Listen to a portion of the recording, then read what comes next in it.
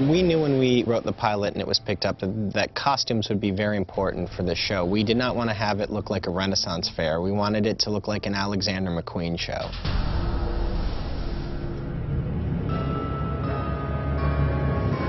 The wardrobe in Once Upon a Time, I think, is pretty amazing.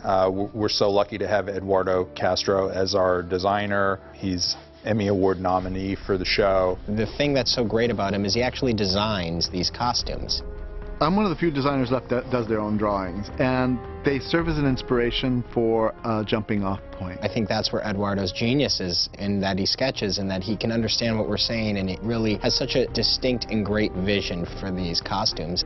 Say I'll email a drawing of, say, Captain Hook to Eddie and Adam. We wanted a different kind of Captain Hook than you've ever seen before. We just wanted it more in a rock and roll vein, so we started sending him pictures of like Jimi Hendrix and Adam Ant and all these different things, and then Eduardo came up with the long leather trench coat and the vest, and he just really dialed into it.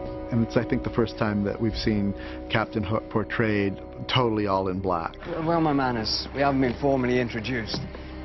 Killian Jones. We, on purpose, avoided any embroidery. It's all very simple. It's all very super sleek. Rumpelstiltskin was one of the first costumes we made because it was one of the first castings that we made, which was played by Robert Carlyle. Always nice to make an impression. Where are my manners? We haven't been properly introduced. Rumpelstiltskin. Eduardo de Castro and his team do an absolutely fantastic job, you know, and they do look sumptuous. They look like, to me, what I would expect to see in a feature, you know, and a big feature at that. Bobby is such a great actor, and what's great is Bobby has such great movements when he is Rumpelstiltskin. That wardrobe that Eduardo picks for him allows him to move and do those hand gestures and the way he kind of moves about. How do I bring my son back to slay the dragon? Bring him back? Oh, no, that's out of the question. He's dead. Magic can do much, but know that. And our producer, creator, Eddie Kitsis, had one sentence to say to me, and he said, "Make him a rock star." And with that in mind, we found some incredible skins of leather, some faux, some real. We draped it across an arm, and I said, "Oh my God, he's a living crocodile." I was wrong. Not a rat at all. More like a crocodile.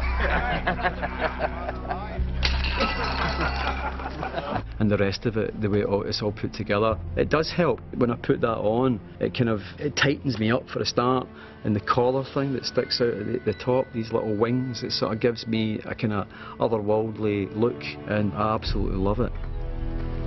Something's missing. The interesting thing about Prince Charming's wardrobe is we had no idea where we were going. For the first pilot,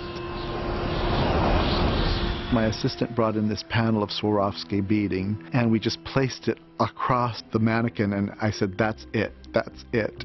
And we paired it with black leather pants, black boots, a sword belt, and it's really quite simple when you see it, but it's rather striking, and Josh actually was perfect in working with it. And I think it takes someone of great taste to be able to go through all the hundreds of years of different artists' interpretations of fairy tale costumes and what these characters look like, and be able to make it new, make it cool, and make it cinematic. And I think he does that across the board.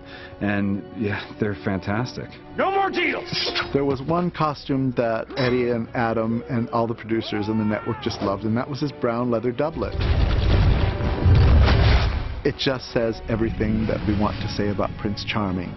It just seems to work. And for you, Snow White. Snow White's wedding dress was the very first dress that we designed for the series. I now pronounce you husband and wife. We found this yardage in Los Angeles, and I unrolled the feathers, and I said, "What do you think about this for the wedding dress?" And everybody said, it's perfect, just use it."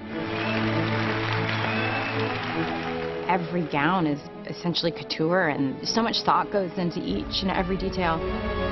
For Snow White, we've always developed each of her costumes with ivory in mind and textures in mind that are very simple and organic. We try very, very hard to keep a romanticism in there. It's the Queen! Run! She's not a queen anymore. I think the Evil Queen really is one of the most fun characters to work on, and certainly one of the most special. We have many different stages of her. There's the stages where she's the queen and before she's full evil, and then we have the stages when she is full evil, and then we have right before the curse, and it's keeping the timelines correct, but also kind of tracking the character emotionally with the wardrobe. And if we can do that right, then every time you're watching the show, you can, on almost a subconscious level, know where you are just by how the character's dressed. From the very first time I saw Lana, we just understood where we were going, and the very first time I had my network meeting, I just threw out the idea of leather pants, and they all jumped and said, yes, yes, let's do leather pants. It's so important to really have the actor in tune with what you're doing. He and I sit down and talk about these costumes from very early on. Where were we? The Queen's costumes have allowed me to really utilize my imagination, and it's one of the most fun characters to work on. Every episode, every wardrobe fitting, I end up saying, this is now my favorite costume. This is my favorite costume. I think they're all fantastic. Eduardo is just amazing. Everything is just perfectly made. Like, there's not one stitch that's out of place. I don't know how they do it. And they make these in like 3 days.